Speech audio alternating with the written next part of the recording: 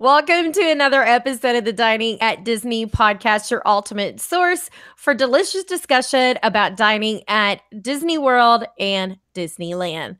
I am your host, travel guru, and foodie, Kristen, and with me is not Bubba. Bubba has the night off tonight, and instead, I have my wonderful friend, Park Hopper John from WDW Park Hoppers and the Disney Parks podcast with me tonight. What's going on? I'm phenomenal as always. Anytime I get to hang out with you, get to spend some time chatting is always a good day. So my pleasure to be here. Thanks for having me. Yeah, very excited. Sorry Bubba couldn't be here, but I do appreciate the stand-in. Thanks. Well, tonight we actually have a big topic. Being that I live in Tennessee, I don't always get to travel down and check out the cool PR kind of events that go on. And so when I can, I send one of my lovely foodie friends. And this time, John, you got to check out the little preview of food and discussion for Wine Bar George, which just rolls off the tongue. It just rolls off the tongue. Just Wine Bar George makes a lot of sense. Rolls off the tongue. I asked him about it, and not mine. Yeah, he said, "Well, we wanted something unique." I'm thinking to myself, "That's unique, all right, very unique indeed." But yeah, it was a great event. It was a very small event. I think there were only about 12 people there. And oh, wow. Yeah, very intimate, very small. There's several people there that I did not recognize, meaning there were probably a lot of Orlando food bloggers or several food bloggers. I think there's only like one or two other Disney bloggers, but it was really intimate, and it was in the preview center for Disney Springs. If you don't know where that's at, I'll give you a little secret. When you come down the stairs from the orange garage, and on your left is Splitsville, and on your right is the Pop Gallery and then the AMC Theater. Right at the very edge, at the very corner of the building, before you actually step onto Disney Springs property, there's a door that says cast members only. And that leads you to a hallway with an elevator. The elevator takes you 3 stories up. You walk across a little catwalk, and you actually walk into the Disney Springs Preview Center. It's amazing. It's got a lot of history of the springs. It's wood and earth tones. It's gorgeous. It has the full map of Disney Springs that can be illuminated and animated. And then they have a little side room that's part of that, is where they do a lot of the planning meetings. One full wall is nothing but whiteboards that can move around. And then you have a back wall with TVs, and you have another wall that leads into another hallway, and then you go into office space. It's a great place to go hang out, especially because nobody else gets to go there. So it was really cool. I thought it was awesome. Sounds pretty cool. I didn't even realize that was there. Yeah. Before Disney Springs opened up the landing and the town center area, I got to go on because I was working for a travel agency, and I got to sit in on a trip that went in there because they're talking about what they're planning on doing with those areas. I got to see the model in action, and it was really cool because the springs, the springs that are right where the iconic water tower is, there's a fountain inside the springs in real life. And so on the model, there was a little animation of a fountain, and it was really cool because it was moving. I'm like, this is really neat. And then they would press a button, and, the whole section in red is like, that's town center. And then another section in blue, and it's like, this is the landing. And it was really kind of neat. But we didn't have anything to do with that while we were there, but it was really fun to see that. And there's also a little kitchenette area, which is where the chef was preparing some of our food for the day. Okay, so what all did you get to enjoy? Well, we got a couple of dishes. The main event was a giant charcuterie board. So I'll leave that till last and tease everybody. The first was a romaine chopped salad and it was romaine lettuce that looks very much like a Caesar salad. And it had a dressing that the chef prepares for George's daughter. And she loves it. Every time he goes over to George's house, he makes a vat of it and takes it over for them. So it's a very special dressing. And then they have, I'm not going to say it, we're pecorino romano. Am I close? That they had this cheese that they put on a tray and bake it until it's like crackery. And so they had big chunks of that. So it was just baked cheese. It was glorious. So there was that when they do that. Yeah, it was really, really good. Very unique, and the flavor for the dressing was kind of sweet. I didn't get any. Nothing was really overwhelming me. It's just really, really pleasant. Very summery, springtime summery. It was really, really good. I wouldn't mind having a large collection of that dressing as well. I'd eat it on everything, including my flip flops. And then the other thing was a jicama-based salad. So it was chopped jicama and some other things and some pickled vegetables. And I'll be honest with you, I didn't have any of that because there were jalapenos chopped into it, and I cannot handle jalapenos. Not because I'm weak. It's like my physical insides can't handle jalapenos. But there's several pickled vegetables inside of it, and it was covered with seeds. He said like sesame seeds. He says they're kind of sesame seeds, but they're a very unique type of sesame seed, not your typical, just go get them and spread them on there. It was really, really cool. And the people sitting around me who tried it really enjoyed it.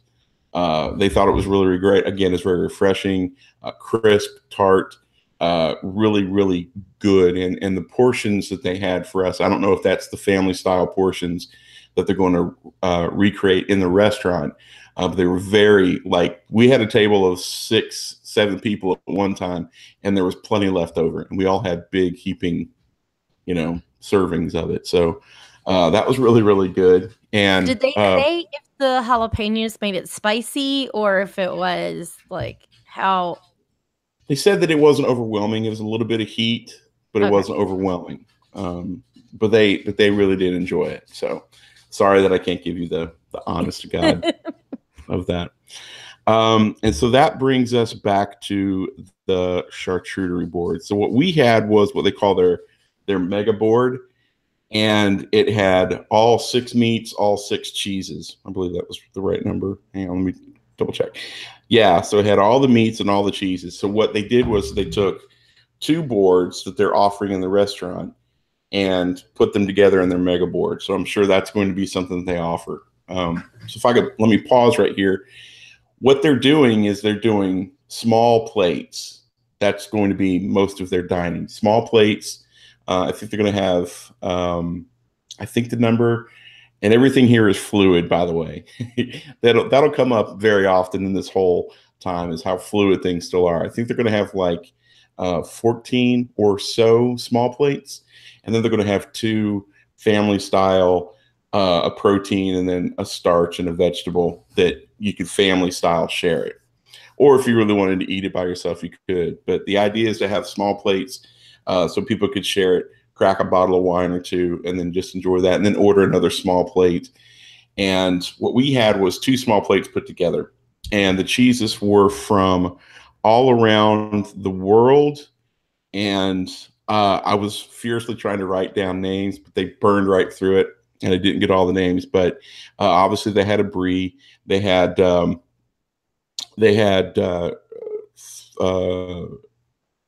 chorizo, a salami type, the really thinly shaved ham, a couple of other very thinly sliced pork-based meat, and then a couple of hard cheeses.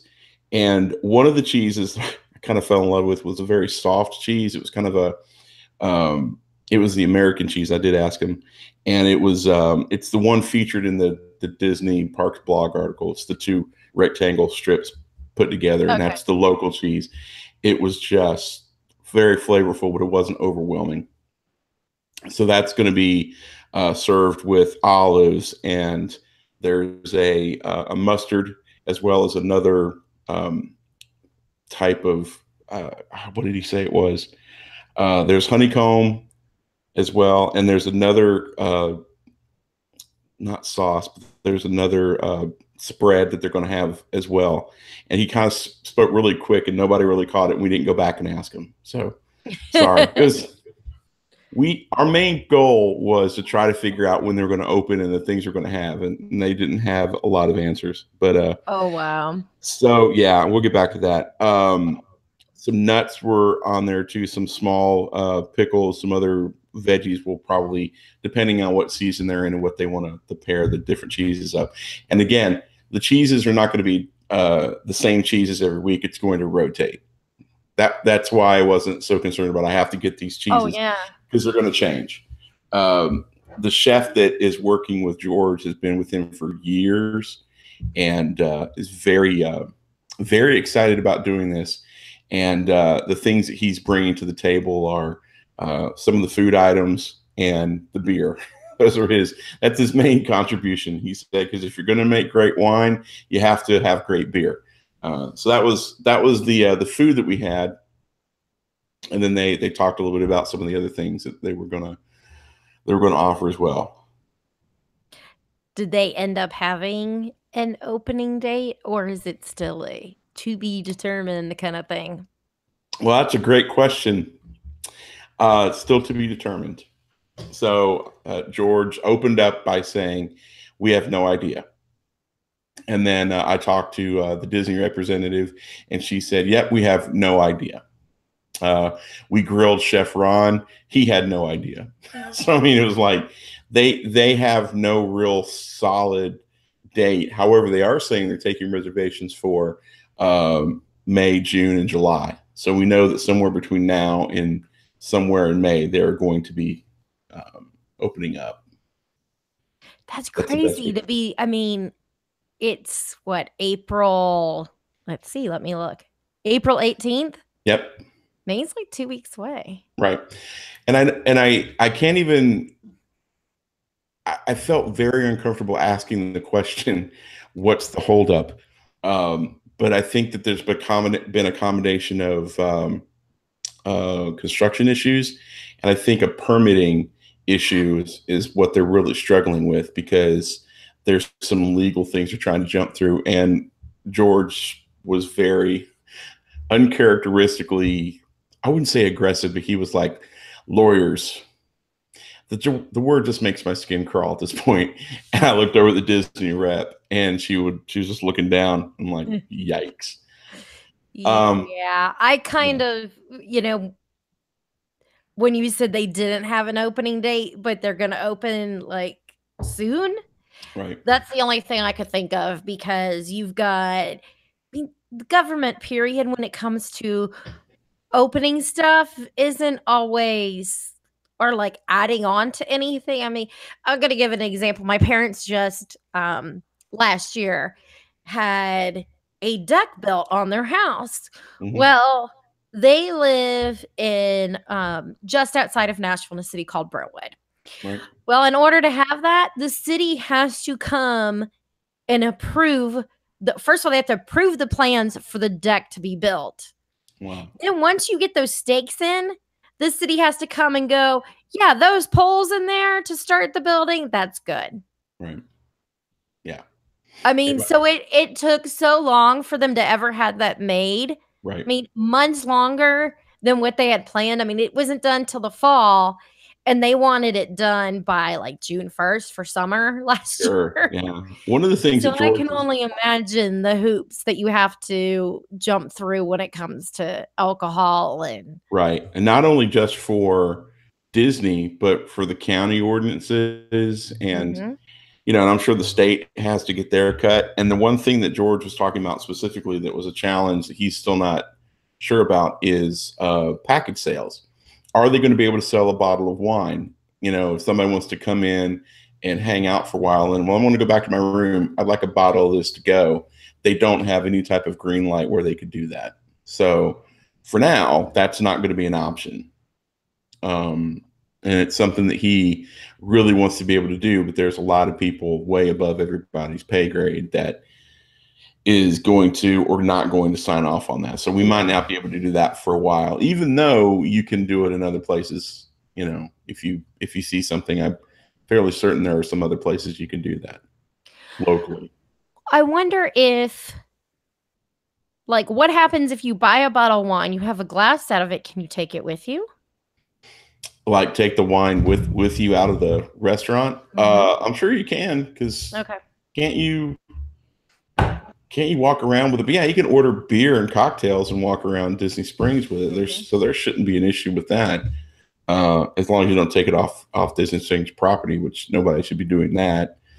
Um, but I think it's just a matter of buying an uncorked bottle of wine or a remainder of a bottle, because their concern is, well, if you have an open bottle of wine, there's no guarantee that you're not going to give it to someone who shouldn't have it. Yeah. And that's always a concern. So, but you can go and buy a beer at Disney Springs and hand it to somebody else too. I mean, there's always that. So yeah, I think there's some things there, but they are going to have a very small merchandising area. George was very excited about having there's a certain type of cork an opener. It's not a corkscrew, but it's the type of opener you would use on a vintage bottle of wine that pulls the cork out and guarantees that you don't ruin the cork or have any cork fall back into the bottle.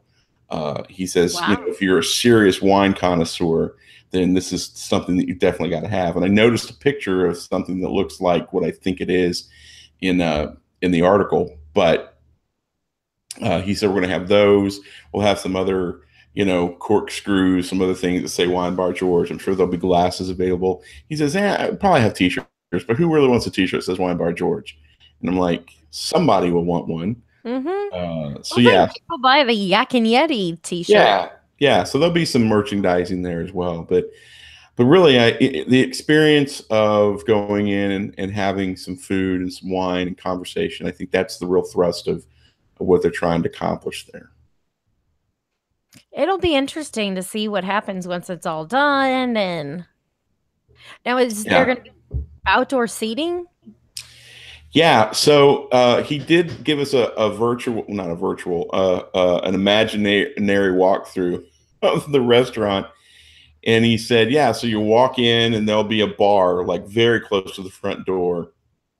And then they'll have some seating. And it's not going to be traditional like 3, 4, 5, or 6, 8-person seating. It's going to be combinations of different things. Like they've got some wine barrels that they've got custom made tops for 2 or 3 seaters, or 3 or 4 people can just kind of hang out and just sit their drinks down, but not have to try to eat off of it. There's going to be some larger seating areas for larger groups. So this is still downstairs. There's going to be plenty of bar rails, leaning rails, where people can sit there, drink down, and then just sit and kind of chat while they stand up. And then when you go upstairs, there will be some outdoor seating areas as well that does look out on the little promenade there. So if you've been to Disney Springs and you don't know where this venue is going to be, you were literally at the corner from it's across the street from the Jock Lindsey's Hangar Bar, and it's the corner of the street that takes you up and down, like from the boathouse all the way down to the west side, and then the little alley that takes you from Jock Lindsey's to Morimoto Asia to the Irish Raglan Road. Thank you. So it's really right there in the corner. So that is a bustling burg.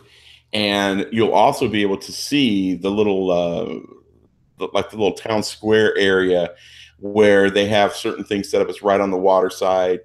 A couple years ago, they had like the MAC thing was there. The MAC Cosmetics event was there, and they'll have special people and music and all that good stuff. So they're going to have seating there as well as seating inside. It's going to be a really cool experience. It's really done with wood tones, and he said, I really want to make it feel like you're in a wine grower's, a winemaker's home. So that's going to be pretty cool. I've not been to any winemaker homes, so I'm going to have to live vicariously through Wine Bar George. Yeah, because I haven't been to one either. Right. But he said it was going to be really cool. There's going to be a bar upstairs and bar downstairs, so you'll be able to come in and grab what you want. And I guess that would bring us to what they're selling. And any other questions about the venue? No. Okay. No. So George, I don't know how to explain this, I have a pretty good read on most people. It was almost as if George wasn't done dreaming about this place, because several times he would throw ideas out, and the chef and his person who were there, Lauren, which I can't thank those folks enough. They really took great care of everybody. Would kind of look at George and go, kind of like, like, shh, don't say that. It was fun. So George wants to have, the food. We talked about the small plates and the larger plates. And then he wants to have a bunch of different types of wine, different price ranges. And then we've talked about the hand select beers. They're also going to be having wine cocktails. So wine-based cocktails. He's already got his bartender really working those up. He's very excited by that.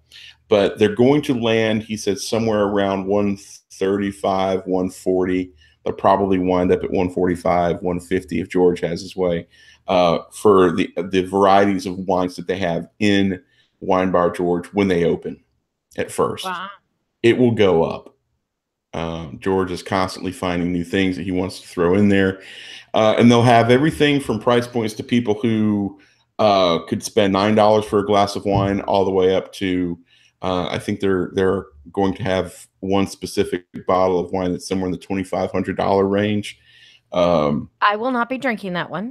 I will not be either, which is a good thing. After sometime I'll have to tell you the old Pappy Van Winkle's bourbon story. But one of the things that he wanted to talk about was his outstanding by the ounce, which they're going to be selling higher end wines in 1, 3, or 6 ounce draws. So you can purchase by the ounce some of these really expensive wines. So instead of paying $2,500 for a bottle of wine, you may only spend, $300 or $200 for an ounce. Still pretty expensive, but he believes if you're on vacation and you're looking for a very special experience and you've never had some of these really high-end wines that you read about in the wine magazines, this is a great opportunity to try it. So I guess what they're doing is their system for delivering the wines, the machines that they have, they insert the thing and they can press the button and release the wines, and it keeps the wine fresh while it's still in the bottle. They're going to be putting some high-end wines in there and divvying out 1, 3, 6 ounce pours. Wow. Yeah, I thought that was pretty amazing. And then when he said wine shots, we were all like, okay, so what's the difference between a wine shot and an outstanding by the ounce? And he was like, I don't know. Let me get back to you on that. So we were like, okay, so you haven't figured everything out yet, have you? And I don't think he has. I think he's still in blue sky. That sounds like a like some kind of, you get the kamikaze or something like that kind of shot, right. But it's going to be like a wine. Like that's what I imagine, Well, what was really shocking, and one of the other food blog guys sitting across from me was like, a wine shot. I don't think I want to shoot wine. I would rather enjoy it, sip it. And he was like, well, it'll be something. We don't know yet. And I'm like, okay. So, the thing about it is, and I do have this one quote from George that I thought was just phenomenal. He is not interested in, his quote is, it's not about upsell, but the right sale. What's the right wine for the guest and their experience? So his idea is to get you in, and even if you are a hardcore, white Zinfandel person, he's going to try to have you try some other wines that you might like. And he says, once I get you on to something like a Riesling, then I can get you to try something different and really expand your palate and take you anywhere.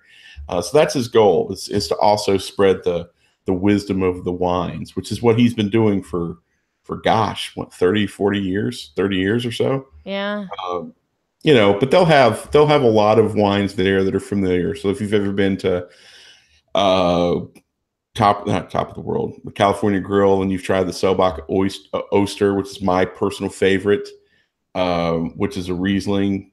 It's what I always get when I'm with my friends. It's what I always have because it's great with sushi. He'll have that there. So that's kind of like his signature go-to. In my world, it's my tap into high end wine. So he'll have things like that, and he'll have vintages from or varieties from all over the world.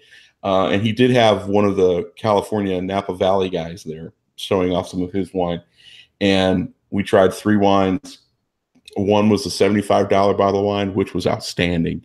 Then we tried a $125 bottle of wine, which was even more so outstanding. Then we did a $300 bottle of wine, and it was thebomb.com. It was amazing.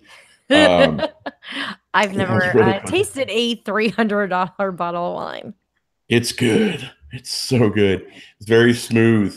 Sometimes you can try a Bordeaux or a Cabernet, and it could be really powerful, be overpowering almost. This Cabernet was silky smooth. It was so good. But I couldn't afford a bottle of wine. It's too expensive for me. And we did ask him about the location. Why did you choose Disney Springs? And he's like, I can't think of many places around the world that has the foot traffic like, Disney and Disney Springs specifically. New York, sure.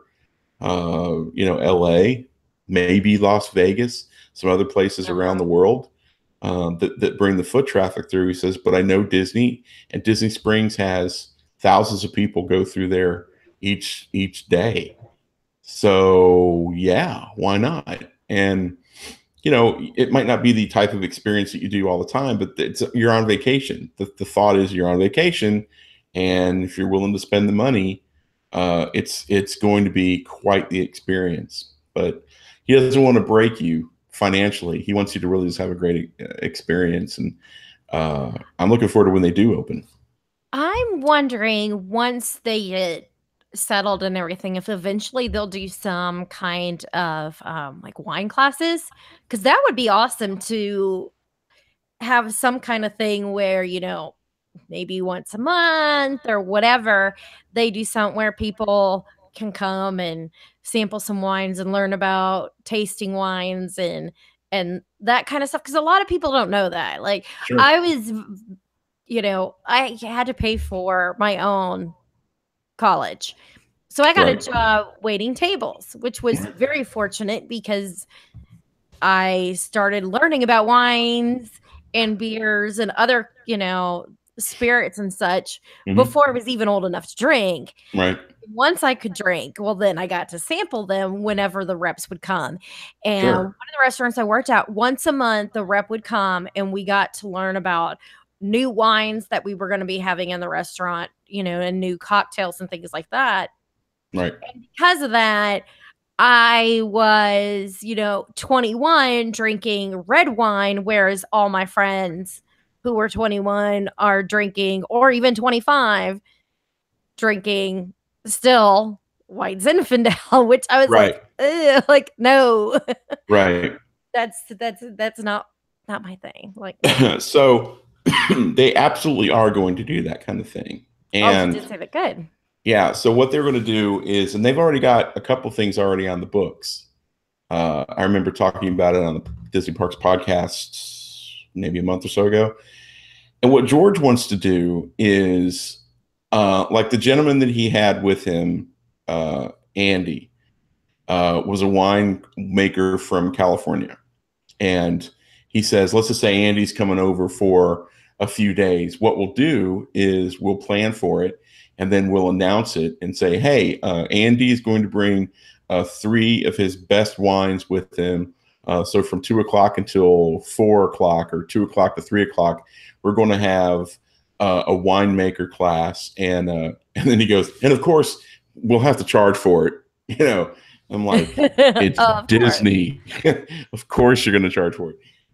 He says, we'll charge for it. It won't be a lot, but what we want to do is we want to bring people in between the lunch and the dinner rush. Maybe we'll close off the upstairs. You can go upstairs and have this experience where you've got a winemaker from different parts of the world come in and talk about what makes their area of grapes so amazing, and what makes their winery so special, and have samples of the different wines there, and we'll have some little tchotchke stuff to eat there, and it'll be a great experience. And we can do that with uh, wineries from the United States, and I got friends from overseas and come over, and I've got all these great friends from Italy, and we can have all these great different types of wines, and we can have here's a Cabernet from California, and let's check that against a Cabernet from the Cabernet region of France, and let's look at this Cabernet from somewhere else, and you can start to get a sense for the different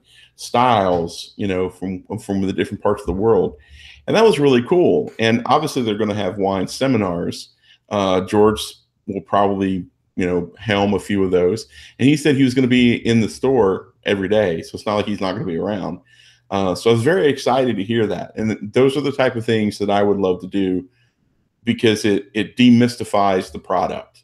Oh yeah. And to be able to sit with George for, even though you're probably not sitting with him, in as much as he's around, and then you get maybe like a 10-minute conversation with him, just to get the excitement and the passion that he has for wine, that would change someone's life, in as much as, like, you had to learn how to not only sell, but you had to learn the differences between the different wines, the different beers, and that kind of thing. And a better informed consumer is way better, especially when you go out to dinner, or when you go home and you can go into your wine purveyor and say, hey, look, I'm looking for a Sobach Oster. Do you have that?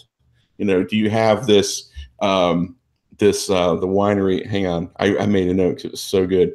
The Coonsville Cabernet, which was the really expensive wine that we had. And it's from the Coonsville region of Napa Valley, which is this legendary part of Napa Valley. And it was truly amazing.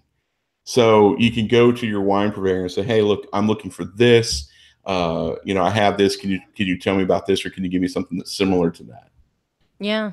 So that's his goal behind that. Again, it's something where you come to Disney, you get some education, some edutainment, and then you go home, and then you're able to expand your palate even more, because you're not necessarily afraid, because you got the wine demystified. You're not afraid to go out and say, I want to try this, because I know that this region of France is supposed to be really good. And even though the bottle of wine is $30, it's worth investing that $30, because it's probably pretty good. Yeah. Better than Boone's Farm. Ugh.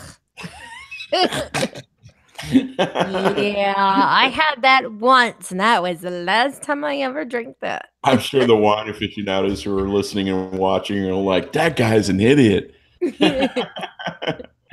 So yeah, this was really good. So when they open, go say hi to George, go say hi to Chef Ron, and just it's going to be an amazing place. It's going to be one of those destination places where they're going to be open for lunch, probably open at 11 and close at midnight. He said, so come by for lunch, or go have lunch somewhere and come by for a cocktail before you go have a movie or go do something, and or come back that night for dinner, stay late and sit outside and watch the people. And he's really a big fan of experiencing wine, not to put it up on a pedestal, but to crack the bottle and drink it. That's his. He said that several times. The best bottle of wine is the one that you open and drink. Yeah, it does no good if it just sits in the bottle. And yeah, and he's a collector. I mean, he's a collector too, and there's nothing wrong with collecting wine, he said. But I think one of his rallying cries is to stop people from worshiping wine in such a way that's like, I could never open that bottle and drink it, and then why have it if you would never drink it? So I have a bottle that I still need to drink, but it is from Firestone Vineyards, Hmm. and it is signed by Andrew Firestone Wow. back when the Firestone family still owned that vineyard. Like, Wow. it's been a while Well, now. the thing is, I mean, the bottle may be worth money. That's the thing. Not only is the contents of the bottle worth some money, but the bottle itself, because it's Oh signed. yeah. You know. I've got I've got 3 signed bottles. Um, one of them is the La Crema winemaker, and I got that signed at Food and Wine. Right. Um, that's been quite a few years too. But the Firestone bottle I think is pretty cool considering that guy does not even own that winery anymore. Right. Right. That's crazy. My dad actually I was doing a benefit back when the Nashville Predators, the NHL hockey team, was up for sale. Oh, they're And we hockey were players? doing things to try and save the team, like keep them from moving. Right. So I had put together this benefit show, and I got together with some other people who were hockey fans, and we went around and got different companies to donate stuff that we could auction. And we uh, ended up using the money from it all and bought tickets that were then given to Big Brothers Big Sisters. Wow. That's cool. And but one of the things is my dad at that time still worked for Bridgestone. And so he talked to somebody and he was able to get and I ended up being the one to bid on it because I was like, that's cool. Autographed bottle of wine. I think it's called Wine Ways, and it's his DVD. All right. That's autographed, and then I've got a red Firestone cap that has his signature on it as well, which just sits somewhere. And every third purchase house. comes with a free I don't tire. know where that is. Every third purchase comes with a free tire. So yeah. So overall, that's my story of my autographed bottle of Firestone. The only thing that I have like that is I've got a box of Fuente Opus X's signed by Carlos Fuente's son. The cigars have long since been given away or smoked, but the box we still have the box, and he signed it to my wife and I in honor of our wedding. Oh, that's cool. Really cool. Yeah, that's really cool because we had Fuente Opus X's. Or my best man and I had them. I don't think Sid has one. She had a couple hits of it, but she's not a cigar person. I was way more into cigars back then, but yeah, that's my only claim to fame. I know the box is worth the money because it's signed. Yeah. But anyway, I'm really excited about Wine Bar George, probably more so than I was before. And any place at Disney Springs that could be a place that we pop in, hang out for a little bit, and pop out, I'm always a big fan of. Nothing against Art Smith's or the Boathouse or Morimoto Asia, but just someplace you can go in and have a cocktail and leave. Like the Paradiso 37 is kind of that way. Jock Lindsay's Hangar Bar is definitely that way. It's just a great place. It's not about going and getting hammered. It's about going and having a glass of wine. And if that glass of wine costs me $30, but I get to enjoy it with friends and have great conversation and have a great time, totally worth it. And I think it's about the experience, not about right what you're consuming. Right. It's a whole thing. It's not about sitting there and eating your dinner. It's about enjoying good food, good drink, and great company. Absolutely. And that's really, and I guess because I'm a local, I can say this, that's really what Disney's become for me. I still love going and riding rides. I still love walking around Magic Kingdom and watching fireworks, all that good stuff. But really it's about getting together and hanging out with friends, grabbing something to eat or grabbing a cocktail and just hanging out. And, I've got way better friends now that just, that's what we do. You know, we go to the parks occasionally, but that's not what it's about for us. Disney has really become the social lubricant for our great relationships. And I think Wine Bar George is going to fit into that niche really, really well. And I think it's going to be a capper for a lot of people's vacations, especially if you're celebrating an anniversary or a birthday or some major event. You know, you can go to Wine Bar George and pay, you know, $100 for a glass of wine that you would never in a million years buy a bottle of. But to be able to say, you know, yep, I had that wine when I was at Disney Springs. You know, I understand that. I bought bought a couple of very expensive shots of Pappy Van Winkle's bourbon when I was at the Polite Pig. Um, it hurt my wallet, and hurt my pride because I didn't realize what they were doing. But it was great. It's a bucket list item, and I think Wine Bar George is going to become a bucket list for a lot of people. And I can definitely see that being, because Aljon and I come down as often as we do. We don't really do Disney like a vacation. Right.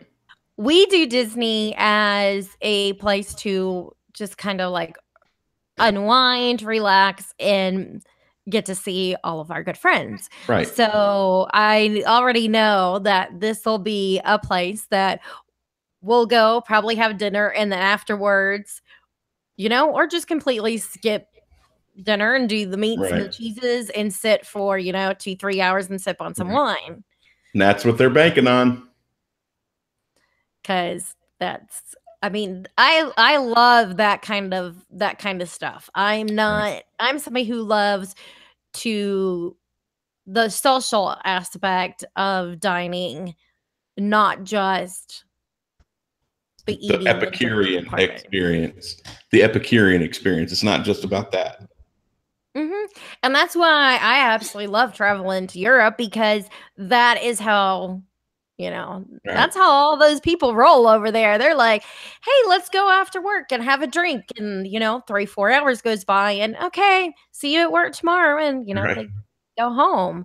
It's not about getting trashed. It's not about just eating. It's about being with the people you're with, and enjoying it is a whole experience. Yeah, it's a very unique dining experience, because we as Americans don't always look at it that way. So traveling to Europe and getting that experience, I think that's what we're trying to recreate. When I say we, I think it's what George is trying to recreate here. And there's nothing against going to the theme parks and riding rides and having to get fast passes and, hey, we got to burn through all these rides because, we have plans to, we've got fast pass and dinner reservations and stuff. And there's nothing wrong with that. But that's how you vacation, and that really, makes you happy. That's awesome. I don't ever want to be that stressed out. I don't need a vacation from my vacation.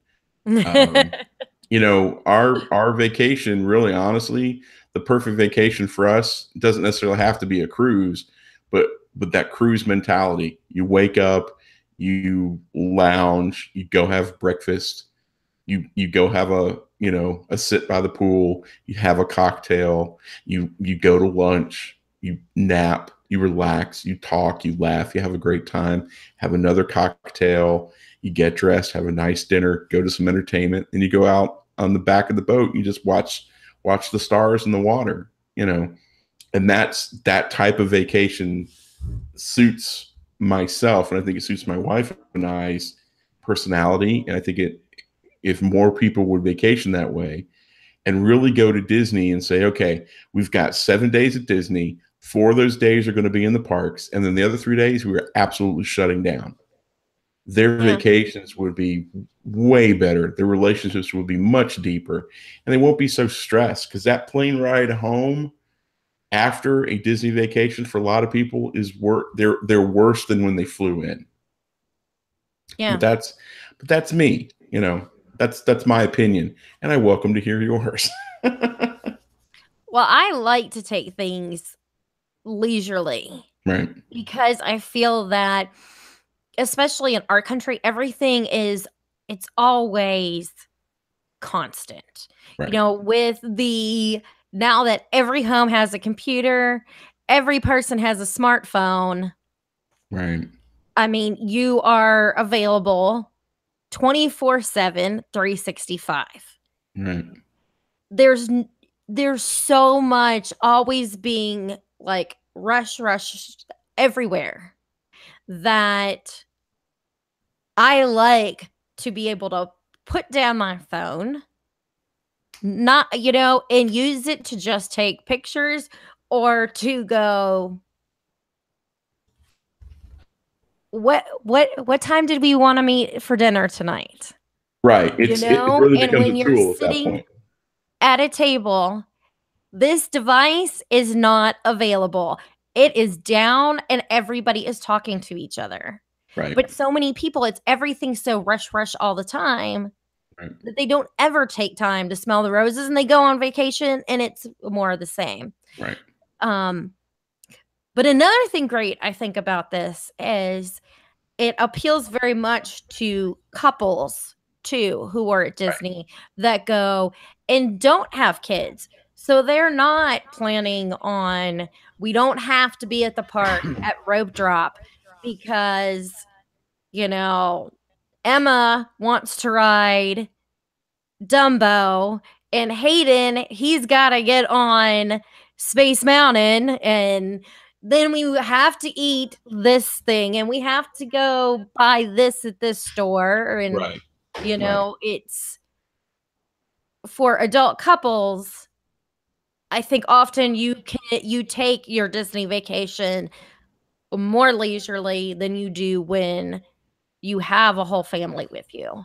Right. And Absolutely. so this definitely appeals to those people, and I've felt a lot of times that Disney kind of, like ignores the people in a way that don't have kids at times. I mean, just like the moms panel. I mean, somebody was specifically told that as long as they didn't have kids, good luck ever getting on the panel. Wow. That they intentionally look for people with kids. Of course, because that's the not target all audience. Who travels, though. You have people who travel alone, people that travel as couples, and you have people that, like, I go once a year with Natalie. Well, we've been doing that since Connor was 5. He's now 12. Right. So I get to be, in a sense, like Aunt Kristen, and I took him on the orange version of Mission Space for the first time. Wow. Nice. Oh, I was like, we got in there and I was like, Connor, you sure? He's like, uh-huh. And as soon as it took off, I was like, you okay? He's like, yes, this is awesome. And I was like, Yeah, that's cool. You're the cool aunt. But I think it's good to have, these places that definitely appeal to adults, who aren't there with kids. And it gives them that kind of escape from all that craziness that goes on in the parks. Right. And it's just a different situation. I mean, it's, we don't really have necessarily a beer joint at Disney Springs. I mean, we've got places that serve beer. Maybe Raglan Road is the closest thing we've got to it. But, this is a very unique situation. Plus, George brings such, gravity to this because of who he is. And if you don't know who George, and I never pronounce his last name correctly. Do you know how to pronounce his last name? It's Milotes? Hall & Oates? How is the first way you pronounced it? Miliotes? I think it's along the lines of that. Yeah. So what George brings to the table is, years with Disney at California Grill, and he moved over to somewhere else. Then he went, I think, away from Disney for a while. Now he's back, and to be able to bring his passion and his depth of knowledge as a sommelier, a master sommelier, and to be able to start a dining experience or a theme park type experience where it's like, hey, this is our goal. We want you to slow down. We want you to chill out. We want you to have some good conversation, have some snacky snacks while you're there that are high quality, and then enjoy a glass of wine, because there's really not a lot of wine bars in the Orlando area. There's a few, but there's nothing to this scale that I know of. So this is going to be a very unique situation as long as it's priced right for most people. Yeah, very excited by this. This is going to be really, really cool. At least I hope so. I hope the best for the team over there, because they've been working really hard, and with all the setbacks and stuff, it's been a challenge. Yeah, it gets to be, I think, a little that kind of wears on you after a while. Yeah, it does. Yeah, but I But thought it was great. once it opens, I'm sure they're going to be so excited, and I mean those servers and everybody are going to be so well trained, and I think it's going to make for an amazing experience. Yeah, they were doing training last Monday. After we left, they did training all afternoon. So when your boss is a master sommelier, you better know your stuff. And so this is going to be a great experience for people to learn. And I think everybody that's going to touch a customer, and I mean that in the sense that come in contact with a customer, like, hey, let me touch you. Although I think everybody that comes in contact with the serving staff is going to be better educated than 99% of the people working in every restaurant they go to. I think it's going to be to the same quality of when you go to California Grill. And I talk about California Grill a lot because that's the closest, analogy I have to it. When you go to California Grill and you say, hey, I'm thinking about some wine, what goes great with sushi? Well, we've got this and we've got this. Do you like dry? Do you like tart? Do you like sweet? Do you like, you like red? Do you like white? What do you normally drink? And then they give you several options. And I mean, there's just some of the best trained serving staff. And the result is you have serving members of that staff who have been with that specific restaurant for, decades, multiples of years. And I think, the Wine Bar George experience is going to be the same. And I think the serving staff theirs is not going to be one that turns over pretty rapidly. I think it's going to be somewhere you can go and, your buddy George is there. And then your favorite server, Stefan, has been there for 20 years, whatever 20 years is up, and going in, and Stefan's going to take care of you because he knows you. Yeah. And we don't have many places like that here in Disney Springs, unless you're Tony Casanova of the internets. And you're in Ravello. It's kind of like Napa Rose. Yeah, very much so. Yeah, it's about time we have something like that over here. Yeah. So I'm excited by it. Napa Rose and the Blue Sky Cellar over at Disneyland's California Adventure. I didn't go to Napa Rose, but I did go to the Blue Sky Cellar, and it was amazing for what it was. And I think it's great that we have that here. I just hope they don't bring any Florida, citrus wines, because those are the worst. The absolute worst. Oh, what? You don't want a key lime flavored wine? It's not even wine. It's a key lime flavored something. It's not. I'm sorry. If I offend people, I apologize. It's just not good. It's not good at all. I'll tell you, there are wineries in and around Nashville, Tennessee area, and most of them are they're along the lines of those kind of Florida wines. The best winery here by far is Arrington. So if you whenever you come up, one day we are definitely going to go to Arrington. Heck yeah. I would love that. It's Kix Brooks's winery. Oh. And they have the best Chardonnay that I've had yet. Wow. That's my favorite Chardonnay. High praise. We don't have any place down here. We have a wine venue that opened up a few months ago near our house, and it's great, but it's all citrus based wine, and they've got some other things that they've brought in, but it's just, Florida is not, they've got grapes from other places that they're making some of their wines with. Yeah. Florida is not really known for high grapes. There is a winery where I spent a lot of my childhood years in Ohio called Wolf Creek. If I could take us all to Wolf Creek, that place is the bomb. It's weird, and it's in the middle of Akron, Ohio. It's just Of course, it's why I know the wine, but when I lived there, I was too young to drink, so right. So, haven't been back to to do Wolf any of Creek. that stuff. Have you been to Wolf Creek? I haven't, No, it's really good. but of course, I know of it, but Right. I haven't. Cool. So that's pretty much it. What else? Is there anything else I can do to help you with the Wine Bar George stuff? I think you let everybody know all the important stuff. What kind of, well, at least from what we've got, Right. We know what at we least know. what kind of stuff they can be expecting. I will soon get up those pictures because they look delicious. I was at work as you were sending those to me, and I was like, "Oh, I want to eat this." Everybody's like, "What are you talking about?" I'm like, Right. "Look at these pictures."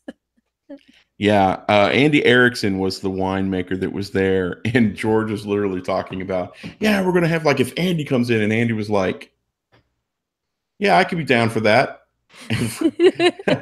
Like, I guess George didn't run that by him, but yeah, it's gonna be a great experience if you're into wine. If you're nominally into wine, and you're thinking about getting into it. This is probably going to be a great first stop. It's going to be a great addition to Disney Springs. I honestly, when they first announced it, I was not overly ecstatic about it, but now that I get a better sense of what it's going to be, I'm really a big fan. I'm looking forward to it. Yes, I'm very excited, and it sounds like it should be open before Toy Story Land. Here's hoping. Here's At least, hoping. hopefully, the plan is I can get down to check out Toy Story Land and go to Wine Bar George at the same time. Come on down. We've Then we got a can do room lunch with your at the name on it. Edison. Yeah, we got a room with your name on it, and then at the end of the night, we can all go over to Maria and Enzo's and have a nice horribly cold meal. We've got to, you know what? I've got to have you and Tony on to talk about that experience. That's so bad. It's such a bad experience. Yeah. Yeah, I would love to sit and rag on them for a little while because they certainly deserve it. It's bad. It's so bad. I think it's going to be the opposite of the Wine Bar George experience at Disney Springs. I'm very excited, especially after seeing like the plating and stuff like that, and the way that they did that presentation, Right. and the restaurant isn't even ready for people to be in it. So to me, that's pretty awesome that they were able to do that for us. So it's gonna be great. It was really funny because between the time that we left there and the time I got home, they posted that article, and I was like, wait, we didn't have the mac and cheese bites, we didn't have the bass. It's like, come on, man, you gotta help us out here. But it was really a good time nonetheless. So I had a lot of charcuterie and I had a lot of salad. Life is good. And wine. I had some wine too. Yeah, didn't leave a lot on the table, so it was a really good experience. Well, John, I'm glad you were able to go in my place and experience all that, and come on the show and tell everybody all about it, because I'm pretty sure we're gonna have a lot of our listeners wanting to check out that place. Absolutely, it was my pleasure and honor. Thank you for trusting me with the opportunity, and I look forward to experiencing Wine Bar George with you and Aljon, and maybe some of your listeners will be down there. We can all hang out and enjoy a glass of $300 wine, because we have to chip in and buy it together. $300 glass until we start getting some Patreon. Right. That's right. So yeah, speaking of Patreon, guys, look, Aljon, I'll say it if you won't. Aljon and Kristen are an amazing couple, and they work tirelessly for what they do. Just go out there and just for a little bit of pennies each day, a couple of bucks a month, you're getting great rewards, you're getting great content, and these people are amazing. And running a website and all the things that they're doing is not cheap, and it certainly isn't easy, and they're not making a ton of money doing it. So go to Patreon and support these folks. They deserve it. Thank you. I appreciate that. Absolutely. Anything I can do to help you guys, I love you. I appreciate you guys, and it was a lot of fun. And I'm looking forward to another event maybe we can go to together. That'd be nice. That'd be so much fun. So, That would be fun. Well, thanks so much, guys, for downloading the show. As you know, we are part of the Weeby Geeks Network, so we can be found on Stitcher. You can download us on iTunes as well as watch on YouTube. We would love it, those of you that listen to iTunes, if you would give us a 5-star rating. I mean, and a nice little review. Of course, it doesn't cost anything, but that helps us keep the show going by getting some good reviews. That lets us know we know that you want to continue to listen to the show. So, right. If there is a way that you want to support us, you can always do that. As John mentioned, we do have Patreon. There are affiliate links on the website. So if you shop the Disney store, Garden Grocer, anything like that, of course, that just doesn't cost you anything. And they put a little thing in the tip jar for us. We also have on the website, you can pick up the Dining at Disney books as well as our friends' books like John. You can pick up John's book on the website, Tony Castelnova's book on the website. John, tell everybody about your book and where they can find you on the internet.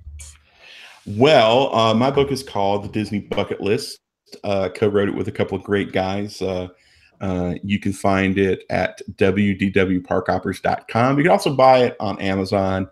And as great as that is, as much as I appreciate that, I would prefer that you buy it from the wdwparkhoppers.com site, because I will autograph it to you and I'll send it to you. You can find me at wdwparkhoppers.com, Twitter, Instagram, Facebook, YouTube, all at wdwparkhoppers.com. You can also find me at the disneyparkspodcast.com website. The aforementioned Mr. Tony Casanova of the internets and I do a podcast. We do a live show on Facebook every Monday night, and then we do we throw the podcast up there as well. We would love to have you guys over there. I don't want you to stop watching Aljon and Kristen. I would prefer you watch both, but watch Aljon and Kristen, because we're all talking about Disney. It's just a different flavor. But if you want to come check us out, we would love to have you. Of course, you can find Dining at Disney at diningatdisney.com, as well as on Twitter, Facebook, my favorite, Instagram, Pinterest, and YouTube. So if you have any questions, comments, concerns, suggestions, whatever, you can email us at podcast@diningatdisney.com. Thanks so much for listening. Thank you so much, John, for joining me today. And until next time, bon appetit.